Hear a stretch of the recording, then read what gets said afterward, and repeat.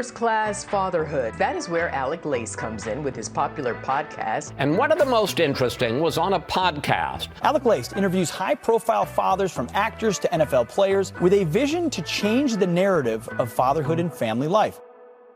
Joining me now, First Class Father, Lawrence Guy. Welcome to First Class Fatherhood. Oh, thank you for having me. All right, let's start here. How many kids do you have? How old are they?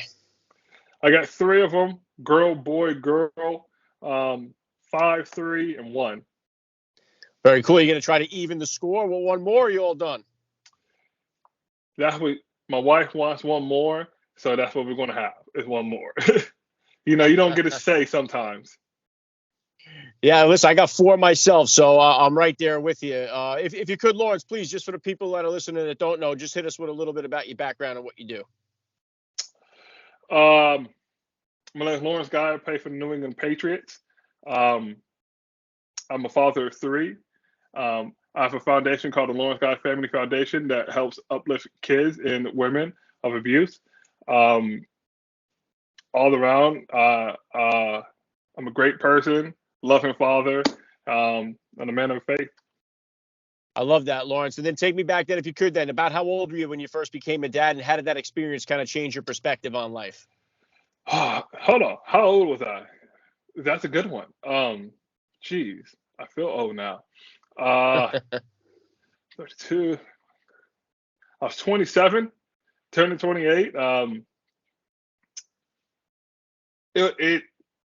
had a girl first. So let's say that when you have girls first, it changes your world. Everybody wants a boy, and like, hey, if you have boys, it's awesome. You can do all this rugged stuff with them. I had a girl, and it melts you away. So I just got melted away. And as the years kept going on, I got in tune with more emotions that disappeared from what I do for a living, and I was able to express myself a little bit better. As some people say at work, some of my good friends, they're like, hey, I literally see you grow emotionally over the years. And I get that all to my daughter. Then when I have my son, I was like, okay, cool. I understand it. It's like, it's not about this rough and tough. You're building a man. It's all about, hey, I understand you. I hear you. I care for you. Let me show you. Then when I have my other daughter, my last daughter right now, that is 1, it's just, the emotions come back, and you understand. And you're like, hey, I understand what it means to be a girl's dad. I understand how my son feels to have 2 sisters, and the protectiveness I see over him. It is truly makes you grow more as a man, but it makes you grow more as a person to just sit there and evolve around your kids and in the world. Yeah, very well said, Lawrence. And I mentioned I have 4 kids. My youngest is my only girl, so we had to go 4 tries till we got her. But I definitely understand what you're talking about. She runs the show over here. And I know you're talking about your friends and stuff like that. In the NFL, Lawrence, is there a certain more like a camaraderie between the guys that are dads, that are parents on the team, as opposed to like those single guys that are out there? Do you guys have like a little bit more of a clique in common with each other? No, it's just a different aspect, When people are like, oh, what you do this weekend? I was like, oh, yeah, I watched some Peppa Pig. How's your off season? I was like, I went to Disneyland. I did this. That's just the difference of it. When you have kids, it's a little bit different. It's a different world, different side of mind. It's like, okay, I'm not going out as late. I can't do as much as I wanted to do. They're like, hey, you want to come to the beach real quick? I said, I can't. I got kids, so I got to figure out what do with them. We have something planned, but it's like your days are planned out when you have kids. And like, hey, on off days, you know what you're going to do. You drop the kids off at school, you pick them up from school, you take them to dance, you take them to karate, you take them to soccer. You know what you're doing. It's not a moment where you're not on your calendar with a little note saying, hey, in 30 minutes this happens, in 20 minutes this class ends. It's always planned out. That's probably much the difference between when you're playing is when people are like, hey, what are you doing? I'm like, I'm binge watching shows. I'm on a away trip. They said, why are you binge watching shows? I said, because I can't watch this at home. It's too violent. Yeah, I understand that. And I mean, right now, as we're recording this, we're about 6 games into the season here. What would you say are some of the challenges, Lawrence, of being a dad while the football season is going on? Is the NFL pretty good about making sure do your kids get a chance to come to some of the games? I know you mentioned before we started this that you brought your son to practice with you today or to the facility. What is it like? What are some of the challenges being an NFL player while being a dad? Well, it's understand training camp's the probably the most struggle part. It's not even.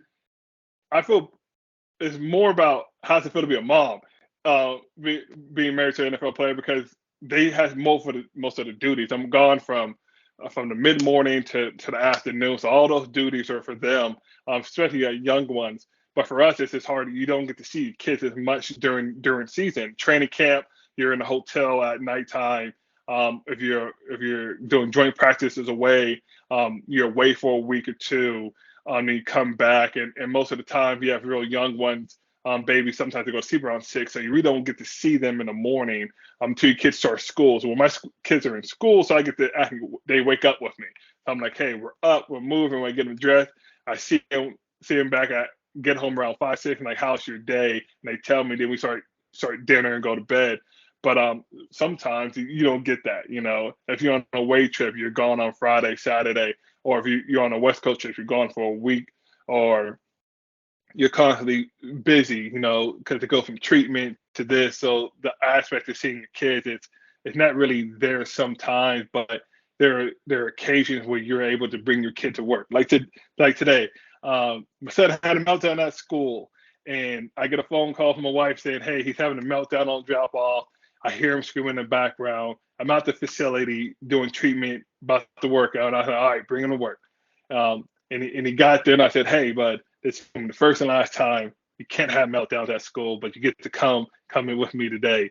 And when I'm saying people's faces just brighten up in the building when children come in, it's the most loving thing you can see, that everybody is cheerful. Everybody's like, "Hey, like, oh my God, how's it going?" It's a big family there, and families are welcome. So he got to spend the day with me. So at the facility, we got to go into the weight room. We got to hang out. He got to see me do drills. We got to say hello. He tried to get in the hot tub. I'm like, it's not pool time. It was exciting for him, but those are the memories that he's going to always remember, that he was able to go to work with me. And that's the best thing about training camp. Sometimes we have these open practices where the families are allowed to come in.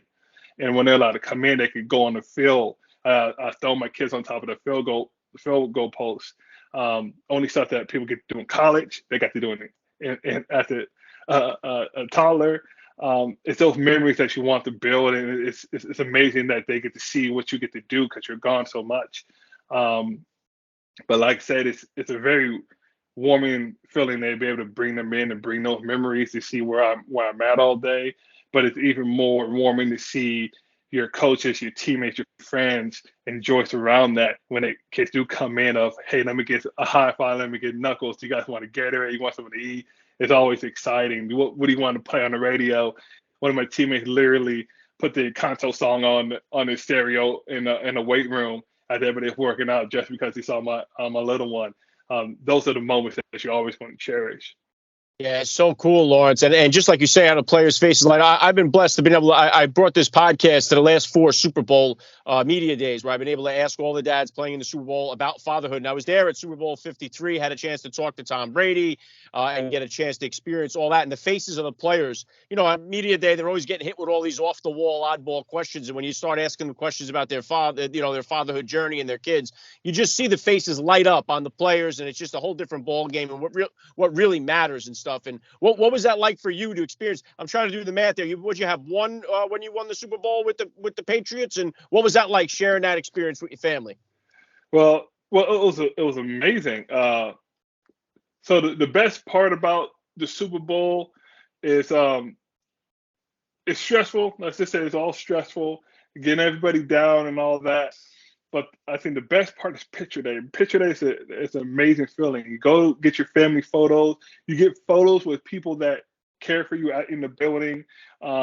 Friends, families, they all get into the thing in photos. But my biggest memory from the Super Bowl, I tell everybody this all the time. When we won it against LA, I brought my daughter. She was probably won in some change, brought it, was out on the field before everybody got to touch it and got all their sticky hands and germs on the trophy. It was just, Vince Wilfork had the trophy. He just got it, and I'm the first person in line with the trophy. And me and my daughter were able to touch the trophy before everybody else does. We got a photo of me with the trophy was her, and like that memory alone, I'm just like, I look behind me, I'm like, nobody's kid is doing this. It's only my kid. This is amazing. But it's like that moment. You just won the Super Bowl. You have your family there, and you and your daughter get to cherish this moment that it might not ever happen again. And there's photos, there's memories all around it. I think that's the best part about the Super Bowl, and to be able to be in it with my family is her experiencing that. I get to hold that up what an awesome for the rest memory of her life. Yeah, no doubt. And then what would you consider to be here, Lawrence? What would you say are the top values that you hope to instill in all of your kids growing up? Hard work. That's one of them. Everything pays off as hard work, gratitude, and the biggest one is as I'm thinking about it, it's acceptance. And as you think about like what we mean by acceptance, you have to accept the decisions that you make. You have to accept the things that happen to you, and you have to learn from them and move on. So the biggest thing I always tell my kids is life is not going to be easy. There's always going to be a bump on the road, a crack in the staircase, and that should not stop you. You have to learn from it, and you have to continue to build. So accept the fact that what is happening is going on, and change it if you don't like it. And if you do like it, continue to do that by hard work and continue to bless everybody else around you. And really great stuff, Lawrence. And obviously, you've punished some people on the field. You play a very physical game. But what about as far as discipline? You as a dad, what type of disciplinarian are you as a father? And is that different than the discipline style you grew up with? Well, it's a lot. I grew up in the 90s. Well, now, before I used to say that, they were like, oh, you don't know what you're talking about with this. Now it's Gen Z. I can say this. I grew up in the 90s. So it's a whole different style. So, but I tell my kids all the time, I'm like, hey, I said, do you want to go to your room? And they're like, what do you mean? And I said, no. I said, I will send you to your room, but shut in the door. And they just lose it. They're at that age where they just go, no, you're not shutting my door. I don't want to go to my room. But with my son, he's 3, and I'd be like, hey, he's big into monster trucks. I'm like, I'm going to take your monster trucks away, man. I said, any monster truck you have, I'm taking away. We're going to donate them. And I said, if you got to behave. And he's like, I don't want to lose my monster trucks. And he starts behaving a little bit more. With my oldest daughter,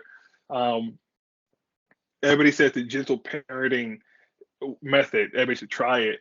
I agree, everybody should try that method.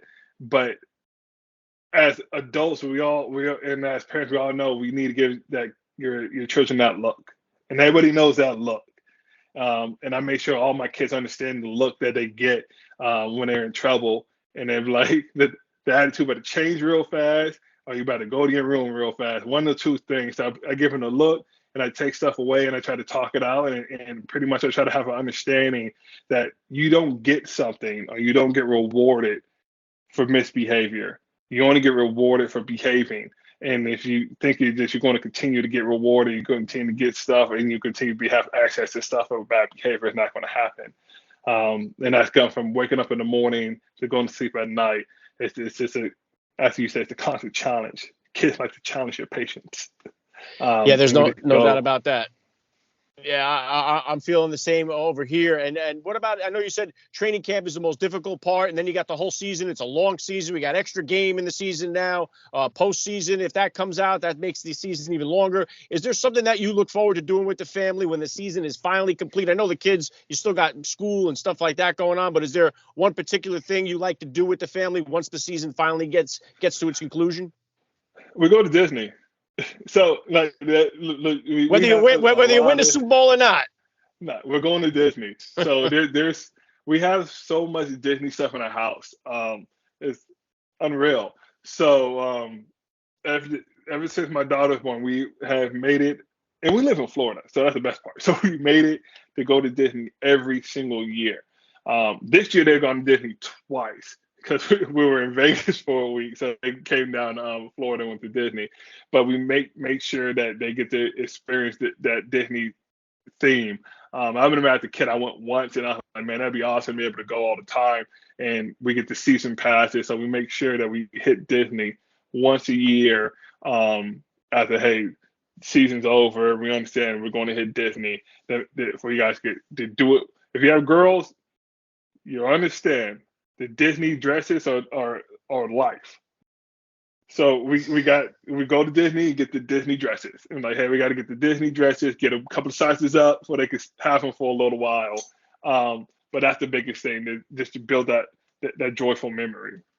Yeah, really cool. Yeah, my daughter was obviously, like everybody else, big into Frozen. I did an interview with one of the stars of Frozen on Broadway, and he invited my daughter and I to come to the play, and we got a chance to go on stage after the play and meet some of the characters. And my daughter was wearing her Elsa dress, and it was like the biggest thing. It was such a cool moment for her. But I know what it's like, especially, like I say, I have 3 older boys, so to get a chance to experience that is really cool. Well, you're right here. What are you, about 12 years in the league now? How many years you've been playing? And how much 12. do you have 12 years? Do you have any kind of thoughts about retirement and any kind of plans on what that's going to look like after your NFL career is over? Do you have anything kind of lined up for yourself? Well, everybody's like, hey, when are you going to retire? I get that question a lot from all the young guys. You going to retire soon? You going to do this? I was like, I don't know. I look at it like this. I'm enjoying the game still, and as long as I'm healthy to continue to play the game, that's what I'm going to try to continue to do, is continue to play the game. Then in post NFL, there's a lot to do with my foundation and a lot of programs that we're going to start starting up. But I tell people all the time, sometimes you have to take some time to enjoy your family before you get into your next adventure. And as you're getting into your next adventure, that process happens. So I got no big plans that like, oh, I'm going to do this and do that. No, I'm like, hey, the day I retire, you have to take a couple of months to be like, hey, I know I've been gone for a little bit of time. I got all this stuff going on outside, on the side, but I want to spend some time with you guys and enjoy that moment. Like you said, it's different when you're playing. When you have kids, you're not there much. You can't like. I live in Boston, so right now, if I tune to my phone and I go on the weather, it's 59 degrees outside. So I'll just be getting home. I'm like, I can't go outside and play catch with my son at 59 degrees. And it's about to be dark time. We have to start dinner. We have to start baths, etc. Especially when it starts snowing. It gets a little bit challenging. And that's the time you could bring that family time in and to do those little things that you can't do during season that you do in the off season. Yeah, awesome, Lawrence. And the last thing I want to hit you with here, I'd love to ask all the dads that I get on the podcast, what kind of advice do you have for that new dad or for that about to be father who's out there listening? I got 2 things. 1, you're going to get pooped on. It's okay. It happens. You just got to wash it off with something. Nobody wants to hear that. You're going to get pooped on. It happens to everybody. And 2, this embrace the ups and downs, because the memories that you get from your child's first smile, your first wink, the first walk, like, it's stressful. I lost my hair. It's not genetics. I blame the kids. I enjoyed every minute of it. It's nothing you want to take away from it. And you just got to enjoy the ups and downs, because the downs are going to be funny memories 4 years down the line. And the ups are going to be amazing memories. And I can tell you this from my youngest right now, from her telling me when she first started walking until every day I walk in the house and she gives me a hug. All my kids run up and give me a hug. But the way she does it, it's just a special moment that you never want to take back. But that does not mean you're not going to wake up at 3 a.m. to a screaming baby. It just makes it more joyful as you go and embrace it. Just really embrace it, the love that the kids have. Kids are very innocent and they're very genuine, and you can tell when a kid is truly loved. Yeah, very well said. I love the message. It's been a lot of fun for me. I got to say, Lawrence Guy, you're a first-class father all the way, and thank you so much for giving me a few minutes of your time here on First Class Fatherhood. Thank you for having me.